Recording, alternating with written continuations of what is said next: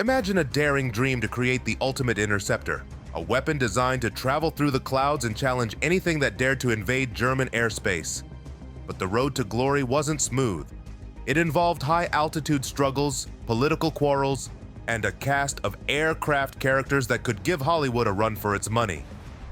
How did the Junkers Ju-388 fit into the grand plan to reclaim air superiority? And how did it fit into the overall picture of aviation during World War II? Join us as we unravel the untold story of the Luftwaffe's last stand in the skies, exploring the highs and lows of the Ju-388's journey. For Germany, the mid to late war period was a time filled with innovation, practical designs, and bureaucratic headaches. A real roller coaster, if you will. But one thing was crystal clear in the German mindset. They needed interceptors. And they needed them immediately. Now, we've got the Messerschmitt Bf-109 and the Focke-Wulf FW-190, solid high-altitude interceptors in their own league. But here's the twist. Allied bombing raids were raining down like confetti, with sometimes over 500 aircraft a day. So the Third Reich was in a tight spot, bleeding out and desperate for a solution. They'd tried some fancy stuff like the Blohm & Voss BV-155, but here's the deal. German projects took forever to develop. Time wasn't a luxury they had. They needed an interceptor like yesterday. So what's a nation to do? They did what any of us would do in a difficult situation. They turned to rebuilding existing planes for a snazzy new interceptor role. Think of it like giving your old car a makeover to keep up with the fast lane. They didn't have time to be idle, and they sure weren't about to let those bombing raids party on uninvited. The 109 and 190 had already been through the makeover, and the poor old 110 was aging like milk in the sun, taking heavy hits from those annoying escort fighters.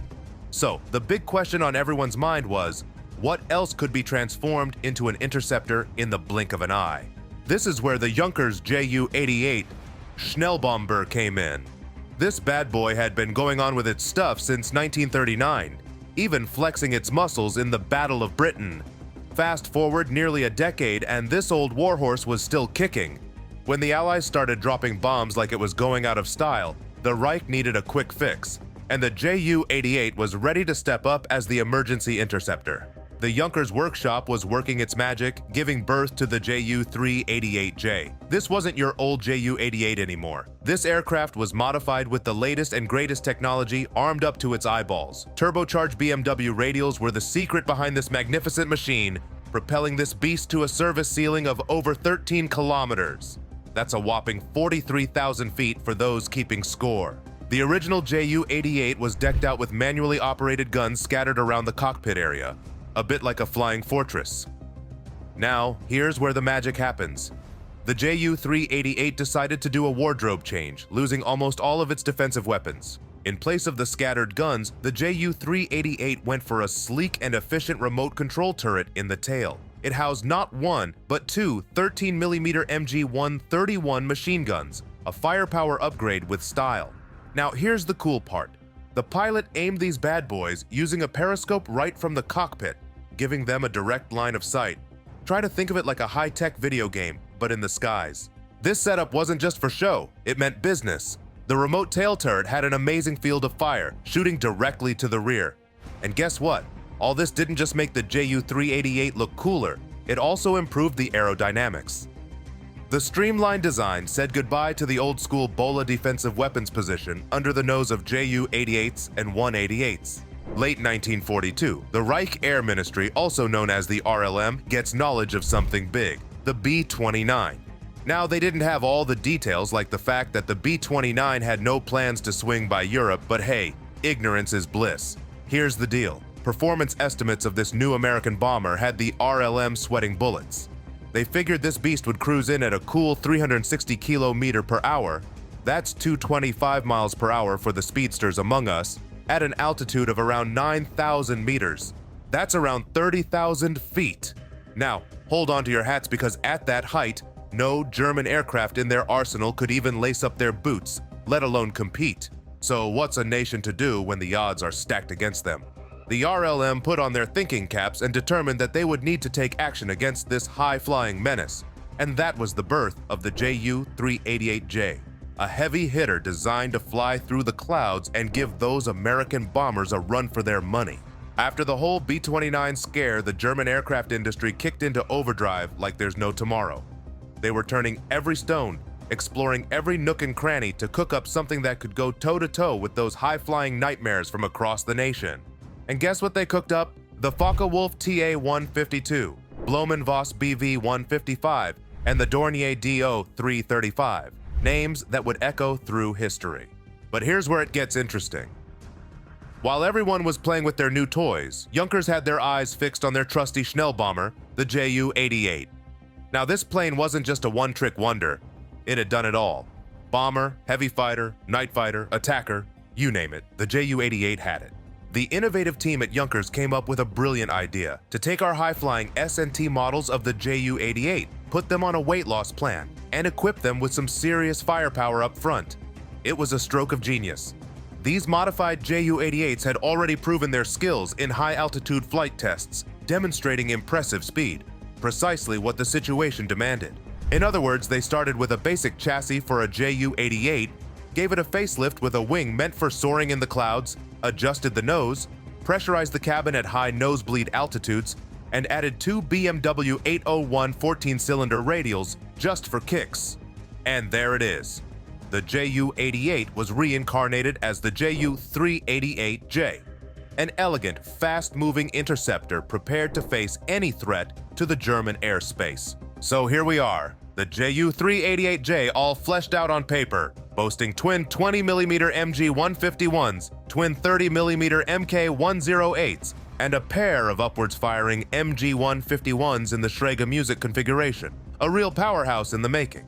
The top leadership, led by Field Marshal Erhard Milch, made a decision to replace the Heinkel HE-219 with the Ju-388, considering it the new aircraft in the lineup. Hold up though, this decision was a head-scratcher to say the least. The Ju-388J was still in its theoretical crib, not a single one built, and yet they wanted to use it as a replacement for the HE-219, which was already doing its thing as a night fighter. Now, here's the surprise. This call wasn't exactly based on sound reasoning. It was more of a personal vendetta against Heinkel by our friend Milch, rather than any logical thinking. However, there was no need to worry because everything worked out in the end. Albert Speer, the Minister of Armaments, carefully assessed this bold proposal and swiftly stated to stop what they were doing. Just days later, he rejected the decision.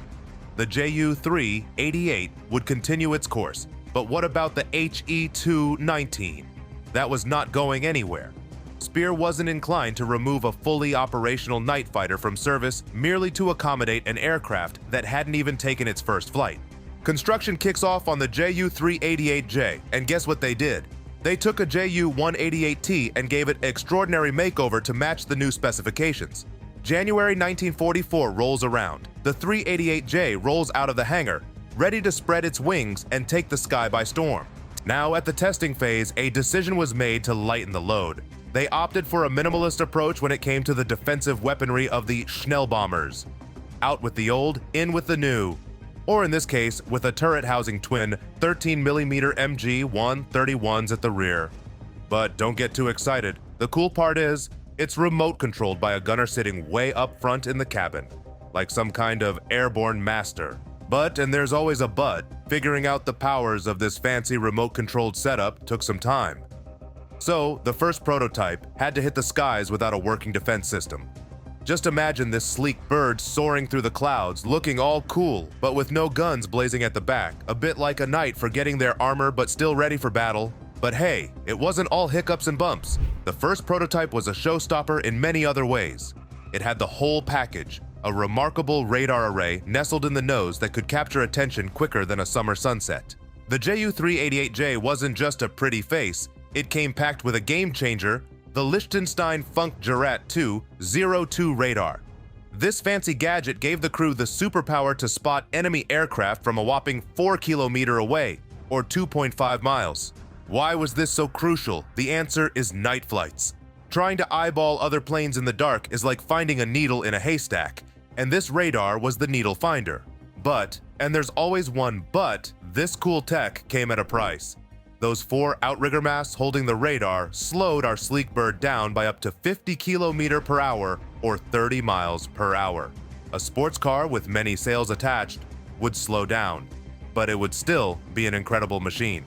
Now let's talk about power. The first prototype, fueled by turbocharged BMW 801s, unleashed a mind-blowing 1,410 horsepower at a breathtaking altitude of 12 km or 40,000 feet. And despite the added weight and gear, the Ju-388J held on to the Ju-88's legacy of good handling and speed.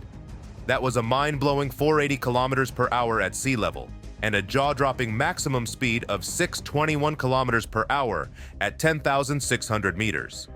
Now let's switch gears and dive into the Luftwaffe's quest to counter the mighty B-29. The challenge? They needed new day fighters and bomber destroyers that could flex their muscles at extreme altitudes. And the chosen warrior for the job? None other than the Focke-Wulf TA-152H. The TA-152H, a relative of the FW-190D, but with a longer wingspan, fueled by the spanking new high-altitude E model of the Junkers UMO 213 engine. This bird was tailor-made for high-flying combat, ready to take on anything that dared to reach for the clouds. But wait, there's more on the drawing board. Meet the Messerschmitt ME-155B, a long-winged evolution of the Bf-109. This one had been through several design stages and was even brought to life in prototype form by Blohm & Voss. And then there's the Dornier DO-335, a double-engine powerhouse with a centerline thrust. Imagine 2 competing Daimler-Benz DB603 engines propelling this beast, offering a service ceiling of a whopping 11,400 meters. This heavy hitter, known as a Zerstorer, was still in the making, with only prototype airframes taking flight. The first production models were expected to join the operational scene fashionably late in 1944. Now let's get to know more about the bomber destroyer and night fighter roles. The spotlight shines on the 2 contenders, the all-wood Focke-Wulf TA-154 and the metal-structured Heinkel HE-219. These aircraft packed the punch needed to catch those bombers, but here's the catch. Their performance came from low aspect ratio wings, which, while effective for their mission, weren't suited for high-altitude flight. The wing loading was just too high. Now, the Junkers Ju-88 had already tried its hand at the high-altitude game with the S and T models, but in the end, they fell short in the performance department. The Ju-188 was next on the radar, with its complex cockpit glazing resembling a window wonderland. It was being eyed for some high-altitude magic, and the projected Ju-188J, K, and L models were in the cards. Imagine a simplified, stepless, pressurized cockpit that fully enclosed the entire nose, a sleeker design with fewer glazed panels compared to the Ju-188's complex window setup. But that's not all. These models weren't just getting a makeover, they were also getting some high-altitude makeover, including wing and elevator de-icing equipment for extended flights at very high altitudes. Now, let's fast forward through the pages of 1944. 2 more Ju-388J prototypes hit the scene, each with its own flair, testing out different radar setups, tweaking the radio, and even adding a little antenna action in the tail. But here's a surprise twist. In August, Japanese Major General Osamu Otani, after witnessing the aerial skills of this interceptor, raised an eyebrow and said that he wanted in on this action. Impressed by the flight tests, the Japanese decided to buy the production rights for the Ju-388J, and as a result, a complete set of factory drawings was handed over. Now, you'd think this would lead to some epic collaboration, right? Well, not exactly. Despite the papers changing hands, it seems like the Japanese didn't quite hit the runway with their Ju-388J dreams. In fact, researchers digging into the archives haven't been able to track down those documents. To quote Professor Yong-Da King from George Washington University, it's like searching for a needle in a haystack. As the clock ticked toward 1945, the Ju-388J was still playing hard to get with the production line. Plans to kick off full-scale production hit a roadblock. Shortages of engines and a general loss of interest in the project. Reality was setting in, and with the defeat on the horizon, the Ju-388J had to take a back seat in the grand scheme of wartime dreams. It's like planning the perfect party, but then realizing you're out of snacks. The show must go on, but not as planned. Fast forward to March 1945, with a heavy heart, we bid farewell to the Ju-388J. In the end, it was nothing more than another pipe dream of the Third Reich, a dazzling idea that never quite took flight. The war wrote its own ending, leaving behind the echo of what could have been, lost in the pages of history. Fast forward to today, and there's a lone survivor from the Ju-388 family, the Ju-388L1 reconnaissance version, a real aviation relic with the construction number 560,049. This aircraft, the 8th in the series, rolled off the assembly line at Weser Flugzeugbau's Nordenham plant. Now here's where it gets interesting. The airframe wasn't just a product of one place. Parts were crafted at ATG in Altenburg and at Niedersächsische Metallwerke Brinkmann and Mergel in Hamburg-Harburg, a collaborative masterpiece. However, fate had other plans. In May 1945, US troops captured the Ju-388L1 at the Junkers plant in Merseburg. The war had taken its toll, and this survivor found itself in the hands of the victors. But the story doesn't end there. Against all odds, the Ju-388L1 was given another chance to fly in the air. It was flown to Waldau, a journey that marked the beginning of its post-war life. If you were an aviation engineer in the 1940s, what modifications would you propose for the Ju-388? What other aircraft from World War II do you find most fascinating and why?